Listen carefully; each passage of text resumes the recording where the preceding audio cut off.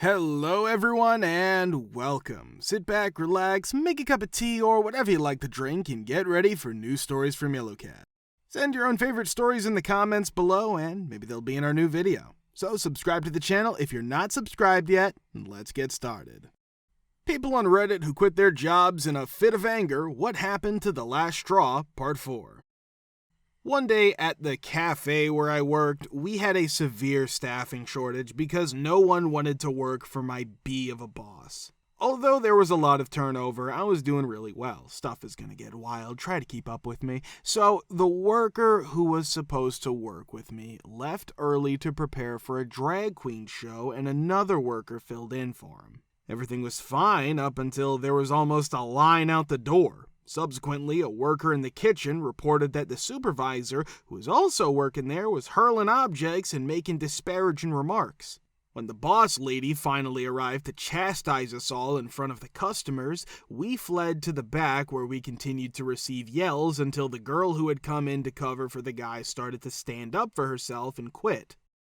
I did not return to the cafe the following day because the boss ejected everyone and was even impolite to those who were leaving. However, I made the decision to call and formally resign after receiving a few beseeching texts.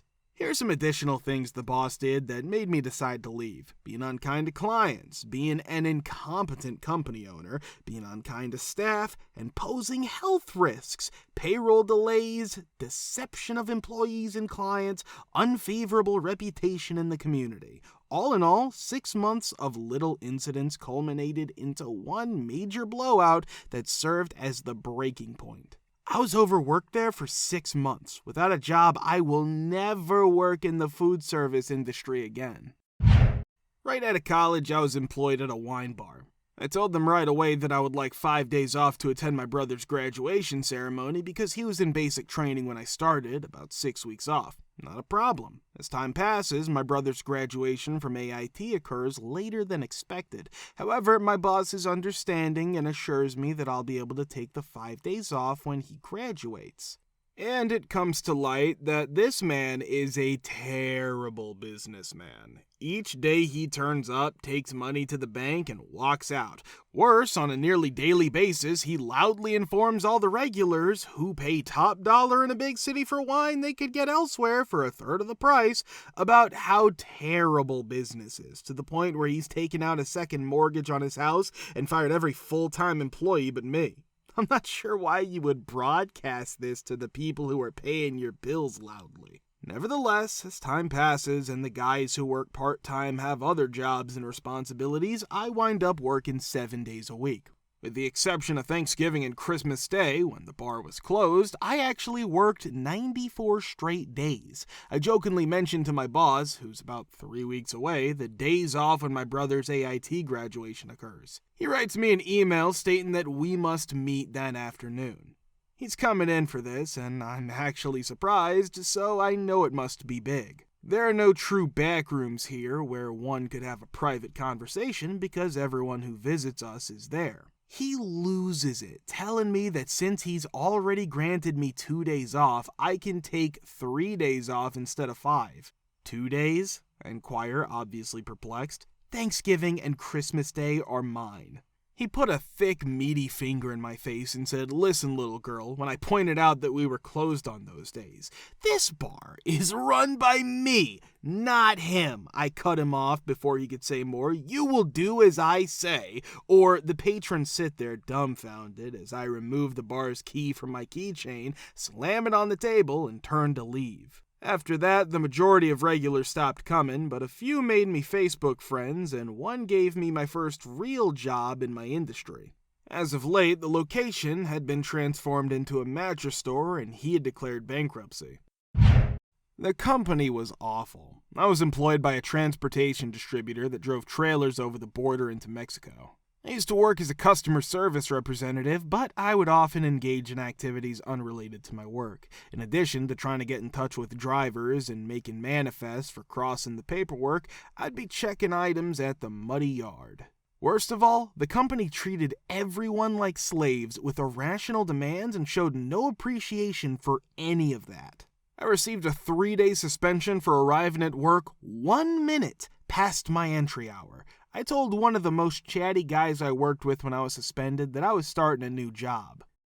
In reality, I was looking for a new job and went to several interviews, but I never got a call. They called me the day I was suspended. I got the job by using the days to review all of my documentation. At my previous job, I kept quiet, but word got out and the management became concerned that his slave would leave. Nervous too was my former coworker who treated me like S and didn't help me either. She was aware that if I quit, she would have to work both shifts, so she had been putting in extra time to cover my position while I was suspended. Long story short, I quit, acquired a new job.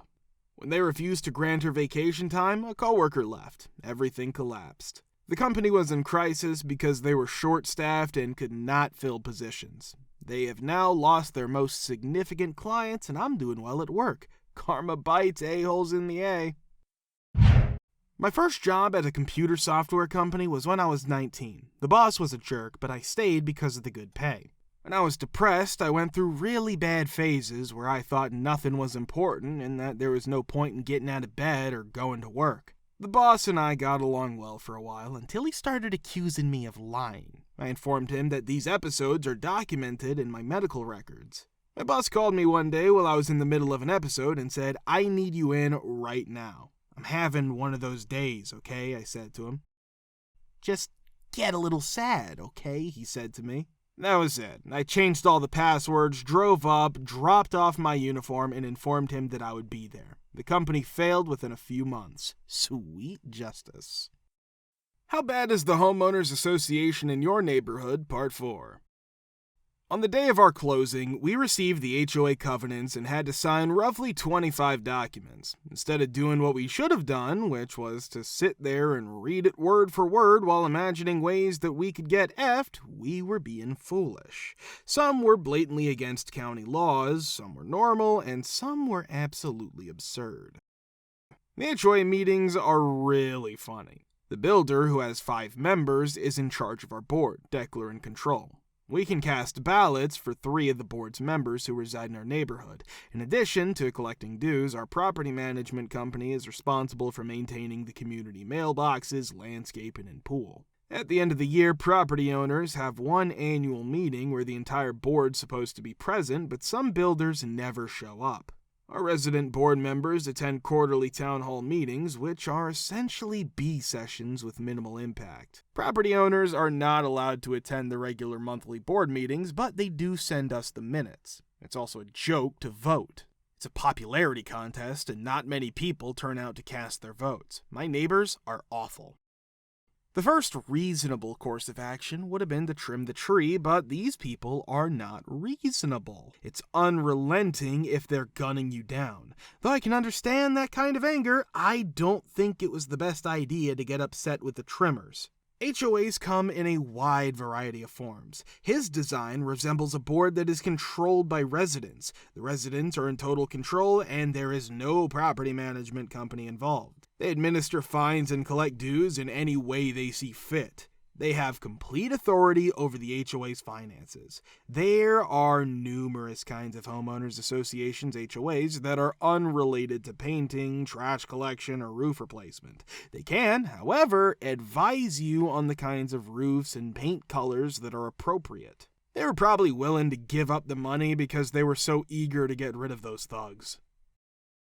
Funds were foolishly wasted. Example, we were informed that our homeowners association would be spending $65,000 to build a new park with a gazebo and flowers. No space for play or playground equipment. One board member lives right next door, and the HOA plans to use that board member's family to construct the crappy gazebo. Shady as H.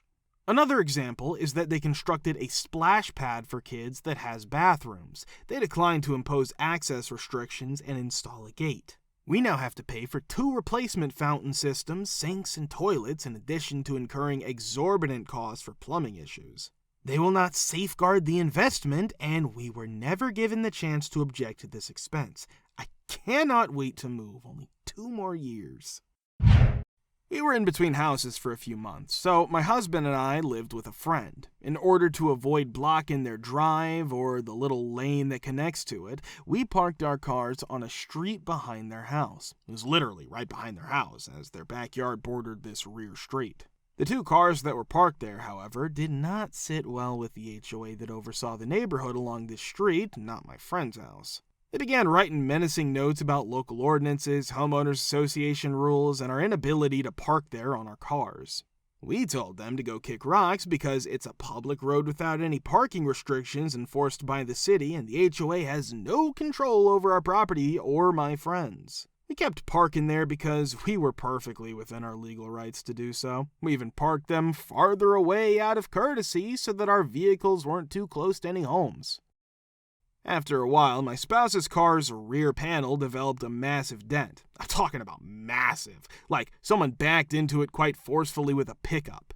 In other words, someone hit and ran his car because no insurance or contact information was left to show that it was an accident. Though we had no evidence, we instantly thought it was one of the wealthy assholes next door. The police informed us that without CCTV and other equipment, they were likewise powerless. They also affirmed to us that parking along this road was permitted. We moved out the following week just in time for the HOA to start claiming our cars were a safety risk as our new place was ready.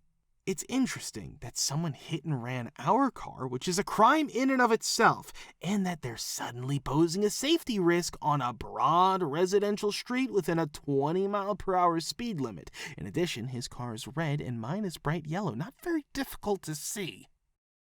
We loved the HOA and hoped to return when we needed a place to park, so we left them a final note before we left. Though I'm still unsure who hit our car, I'm positive it was one of those jerks.